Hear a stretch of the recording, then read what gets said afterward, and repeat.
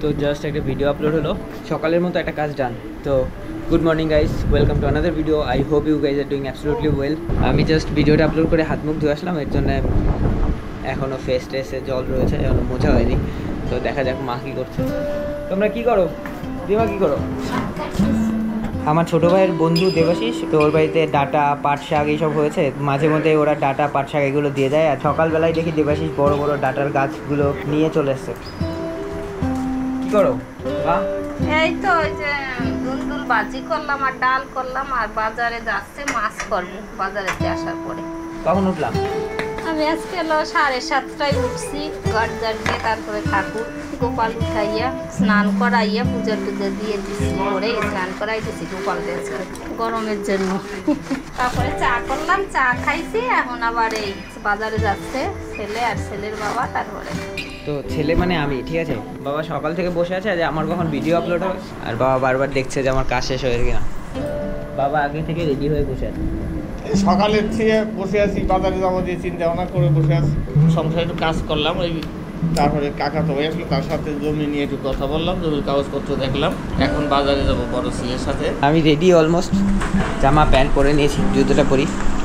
তো ঠিক আছে, চলো আমি রেডি হই, তারপরে বাবার সাথে যাই বাজারে। তো দেখা যায় কী কী মাছ আছে। আর আমার মাছ বাজারে সকাল সকাল যেতে ভালোই লাগে, কারণ এত রকমের মাছ থাকে বাজারে। ম্যাক্সিমাম টাইম বাজার করতে মেজোই যায়, পুরো সংসারের দায়িত্ব মেজো নিয়ে নিয়েছে। তো আমি এই জিনিসগুলো থেকে রিল্যাক্সে থাকি, কিন্তু আজকে সকালে মেজো পড়তে বসেছে বলে আমাকে যেতে হচ্ছে। চলো দেখি মেজো কী করছে।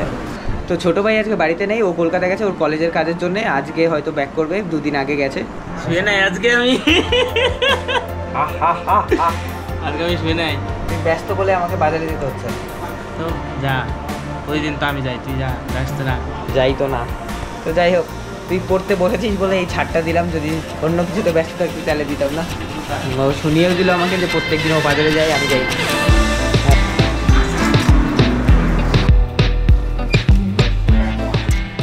আচ্ছা, গল্প শুনবেন?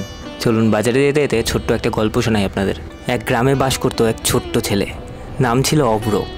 অব্র ছিল খুবই কৌতূহলী একটা ছেলে, সবাইকে প্রশ্ন করাই ছিল তার কাজ। একদিন সে তার দাদুর কাছে এসে জিজ্ঞেস করলো, আচ্ছা দাদু, আমাদের সবাইকে মাছে ভাতে বাঙালি কেন বলে? তখন দাদু উত্তরে বললেন, তবে শোনো দাদু ভাই, আমাদের বাংলা নদীমাতৃক দেশ। বর্ষায় এই নদীর জল আমাদের চাষের জমিতে মিশে তার উর্বরতা বৃদ্ধি করে, আর এর ফলে আমরা ধান চাষে সবথেকে বেশি উন্নত। সেই ধান থেকেই আমরা পাই আমাদের প্রধান খাদ্য ভাত। অব্র মুগ্ধ হয়ে শুনছিল। দাদু আবার বললেন, আর এই নদীগুলোতেই রয়েছে নানা প্রকারের মাছ, ইলিশ, রুই, কাতলা, তুমি শুধু নাম বলো, সবই আছে। আমরা বাঙালিরা ছোটোবেলা থেকেই মাছ খেতে শিখি, আর চাল তো আছেই। শীতের পিঠে পুলি, পহেলা বৈশাখে পান্তা ইলিশ, সব কিছুতেই রয়েছে আমাদের এই মাছ আর ভাত। তাই তো সবাই আমাদের মাছে ভাতে বাঙালি বলে। অব্র খুশি হয়ে বলল, দাদু, আমি এখন বুঝতে পারছি আমাদের জন্য মাছ আর ভাত শুধু খাবার নয়, আমাদের ঐতিহ্য, আমাদের পরিচয়। এই দেখুন, গল্প করতে করতে আমরা পৌঁছে গেলাম মাছ বাজারে। আর একটা কথা, আপনি কি জানেন আমরা হট্টগোলের উদাহরণ হিসেবে কেন মাছের বাজারের কথা বলি? তবে নিজেই দেখে নিন।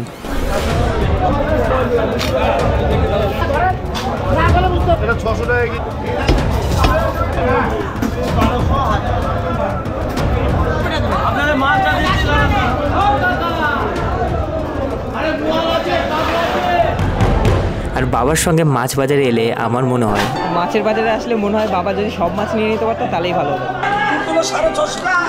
আমরা কি আরও মাছ নেবো না হয়ে গেছে বাবা?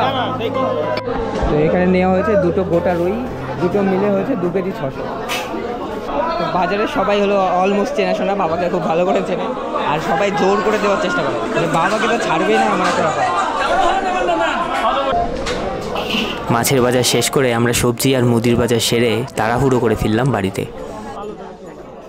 তো বাড়ি আসার সময় লিটারালি তাড়াহুড়ো লেগে গেছিলো। আমরা জাস্ট বাড়িতে ঢুকলাম, মাছ ছোটো মাছ ছিল, আর ছোটো মাছ নষ্ট হওয়ার চান্স খুব বেশি থাকে। তো আজকের মতো বাজার হলো, এটা হলো ছোটো মাছ, মিক্স মাছ, পুঁটি মাছ, তারপরে খয়রা, তারপরে ট্যাংরা, আরও অনেক কাইন্ড অফ মাছ আছে। আর হলো সঙ্গে দেশি রুই, মানে এটা পুকুরের রুই, চালানি রুই না। একটু সবজি। মা সব বাজার পেয়েছো? কিছু বাকি আছে না, 1 মাসের বাজার করে আনছে তোর বাবা। রকুল দানা এনেছি, দুধ এনেছি, আটা এনেছি, ডাল এনেছি, তেল, সার, চিনি, আর শুধুমাত্র মনে হয় সবজি একটু কম আনা হয়েছে। লবণ কিন্তু একটা কষ্টকর জিনিস হলো তোমার মাছগুলো কাটতে হবে, তাই না? এত পুঁটি মাছ কি করে কাটবে? মাছগুলো ভালো আছে দিদা? আর আমি এত তাড়াহুড়ো করে এসেছি মাছগুলো নষ্ট হয়ে যাবে বলে। একটু আগে এসে তো আর ভালো। বাবা মাছগুলো কাটতে হবে তো, 2 দিনে পারবে না তো সারাদিন কাটতে? তার কে কাটবে? তুমিও গিয়ে বসে যাও। তাই চলো সবাই মিলে বসি। 2 কেজি পুঁটি মাছ তুমি ভাবো কি করে শেষ হবে? পুঁটি মাছ ভাজা খাওয়াবে, কিন্তু কাটতে তো দেখো কাটতে তো দেরি লাগবে। তাছাড়া সে কারণে কম দামে পুঁটি মাছ এরকম পাওয়া যায় না, তাই নিয়ে আসলাম। তো মাও জয়েন করেছে দিদার সঙ্গে, মা আর দিদা দুজনে মিলে শুরু করেছে। আর বাবা এখানে বসে বসে শুধু ডিরেকশন দিচ্ছে দাঁড়িয়ে দাঁড়িয়ে। ছোটগুলো আলাদা করলে দুই মাইলে ঝামেলা লাগবে। মা অনেক বাড়ির মহিলারা ছোট মাছ আনলে রাগ করে, তুমি কি রাগ করছো? আমি রাগ করি না, আমি ছোট মাছ পছন্দ করি, বড় মাছই খাবার পরই নিয়ে। এই জন্য আমার কাটতে কোনো দিন অপছন্দ না। Focus focus focus focus. তো সবাই যেহেতু সবার মতো সব কিছু নিয়ে ব্যস্ত, তো আমি একটু চেষ্টা করি হেল্প করার জন্য। অন্তত বড় মাছগুলো ধোয়া আমার জন্য অনেক ইজি হবে। That's all, I can do everything. তো মাছ ধোয়ার সব থেকে টাফ ব্যাপার হলো এই আঁশ ছাড়ানো। চিকেন ধোয়াটা অনেক ইজি, কারণ চিকেন ধোয়ার সময় তোমার জাস্ট খেয়াল রাখতে হবে যে ওর মধ্যে কোনো ব্লাড আর আদার্স কোনো জিনিস না থাকে। ততক্ষণ তুমি সেটাকে ধুতে থাকো যতক্ষণ কোনো ব্লাডের চিহ্ন না থাকে। কিন্তু এটাতে প্রত্যেকটা আঁশ চেক করে আঁশগুলোকে ছাড়িয়ে তারপরে সেটাকে ধোয়া। তোমার ঠিকঠাক ধুয়েছি? আমার মাছ ধোয়া ডান, কিন্তু এখনো মায়ের কাজ বাকি রয়েছে। সব কাটা গেছে? তো দিদা তাড়াতাড়ি কাটে। ও দিদা অনেক ফাস্ট। কী করছো তুমি? গুনছো নাকি?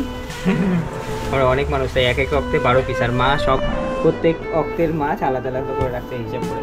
তো চিকেন ধোয়ার পরে কি হয়, হাত ফাত ধুয়ে নিলে বা একটু ফ্রেশ হয়ে নিলে চিকেনের গন্ধ চলে যায়। কিন্তু মাছ এমন একটা জিনিস, আর এই গন্ধটা একবার ছুঁয়ে নিলে আর ঘরে আসা মানে পুরো ঘর গন্ধ হয়ে যায়। মাছ মাছ মাছ গন্ধ, সেই আষ্টে গন্ধ। আর মাছটাকে ধরার পর থেকে তো শুরু হয় আমার এখন হয়তো সারাদিন যাবে এই মাছের গন্ধে। তো যাই হোক, ভালো করে পরিষ্কার হলাম, তাও এমনি কেমন একটা ফিল হচ্ছে।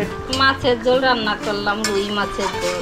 আদা বাটছি আর কাঁচা লঙ্কা বাটিয়ে, তার মাছ ভাজিয়ে মশলা কষাইয়া জল দিয়ে পরে মাছ দিলাম। এই যে হয়ে গেলো। এখন গরম মশলা দিলাম, নামাবো। দুপুরে এই মাছের ঝোল, ডাল। এখনকার জন্য কাহিনী হলো যে আমরা ব্যাংকে যাচ্ছি, কারণ আমার একটা ব্যাংকে কাজ রয়েছে। সেটা হলো ব্যাংক অফ ইন্ডিয়া অফ বেথুয়াডুয়ারি। তো আমার সঙ্গে যাচ্ছে ছোট আর বাবা সকালে বেরিয়েছিল। ওরা বেরিয়ে জুতো কিনে নিয়ে এসছে সবার জন্য, মানে চপ্পল, আর সবার জন্য ছোট সাইজের চপ্পল কিনে নিয়ে এসছে। নর্মালি আমরা 8 পরি, ও 8 পরে, আমাদেরটাই ওর লেগে যায় সবসময়, কিন্তু ও 6 নিয়ে চলে আসছে সবার জন্য। তো তোর হয়ে গেছে বলে তুই সবার জন্য নিয়ে আসবি? তুই তো ছোট বাচ্চা ছেলে, আমরা বড় না। There's no mercy in this world, just hunger thirsty persons in different versions, each new update that shit worsens. Why? Pull back the এই ভোগান্তিটা তোর জন্য হচ্ছে। মানে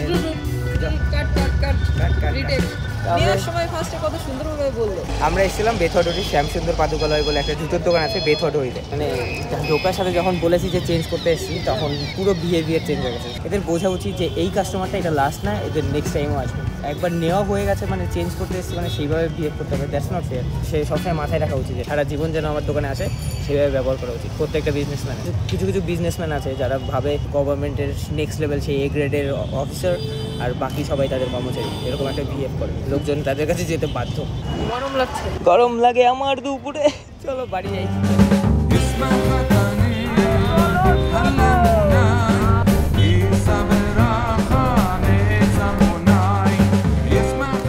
তো আই থিঙ্ক আজকের মতো বাইরের কাজ শেষ। বাপরে, মুখ চোখ পুরো লাল হয়ে গেছে।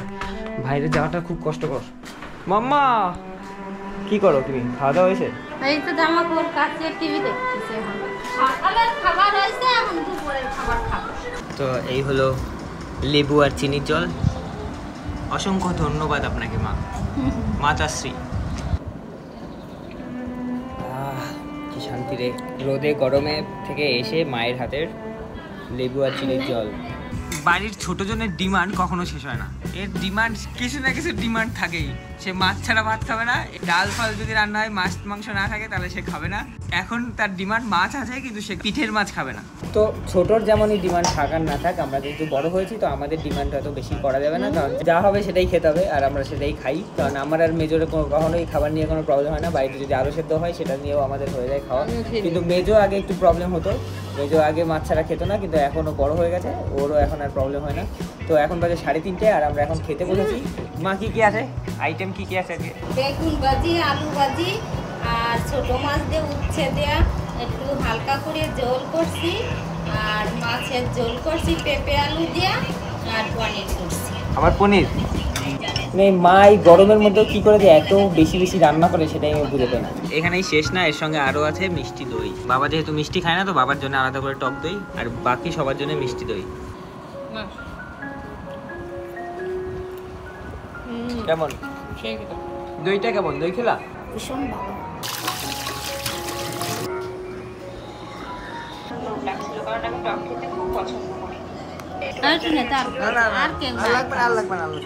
অনেক বেশি মিষ্টি মা। তাই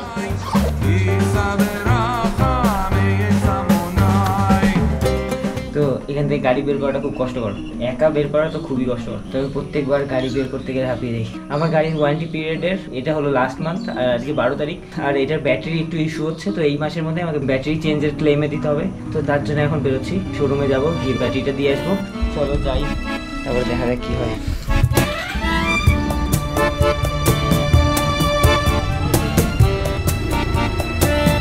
তো ভাই লাস্ট 1 সপ্তাহ ধরে ভাবছি আমি আসবো এটাকে নিয়ে, কিন্তু আসা হয় না। ফাইনালি আজকে আসা হয়েছে, তাও এরা বলছিল দেরি হয়ে গেছে। তো যেহেতু শোরুমের ওরা চেনা জানা, ওর জন্য ওরা ব্যাটারিটা চেঞ্জ করে দিচ্ছে।